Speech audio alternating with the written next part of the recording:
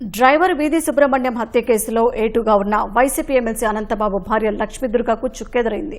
ఈ కేసు నుంచి ఆమెను తప్పించాలంటూ వేసిన డిశ్చార్జి పిటిషన్ను రాజమహేంద్రవరంలోని ప్రత్యేక కోర్టు కొట్టేసింది. ఈ కేసులో తన భార్య లక్ష్మీదుర్గ ప్రమేయం లేదని, ఆమెను కేసు నుంచి తొలగించాలని ఎమ్మెల్సీ అనంతబాబు డిశ్చార్జి పిటిషన్ దాఖలు చేశారు. గత సోమవారం ఈ కేసులో వాదనలు జరిగాయి.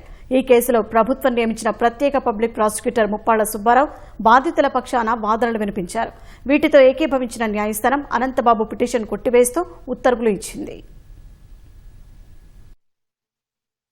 దళిత యువకుడు వీధి సుబ్రహ్మణ్యాన్ని అతి కిరాతకంగా హత్య చేసి డోర్ డెలివరీ చేసినటువంటి నేరంలో అనంతబాబు యొక్క భార్య గారి యొక్క పాత్ర, లక్ష్మీదుర్గ యొక్క పాత్ర ఉన్నదే అని చెప్పేసని టెక్నికల్ ఎవిడెన్సు, సైంటిఫిక్ ఎవిడెన్సు, సాక్షుల యొక్క సాక్ష్యాలు, కాల్ డేటా రికార్డులో ప్రాతిపదికగా ఆమె పాత్ర ఉంది, ప్రాథమిక సాక్ష్యాధారాలు ఉన్నాయి.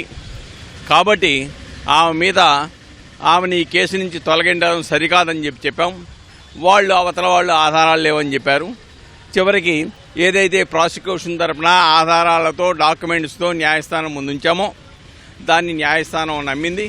వాళ్ళు వేసుకున్న పిటిషను ఏటుగా లక్ష్మీదుర్గ ఎవరైతే ఉన్నారో ఆమె మీద కేసు ఎత్తేయాలని పిటిషన్ ఏదైతే వాళ్ళు వేశారో దాన్ని డిస్మిస్ చేస్తూ ఈ రోజున ప్రత్యేక న్యాయస్థానం యొక్క న్యాయమూర్తి గన్నం సునీత గారు చెప్పారు.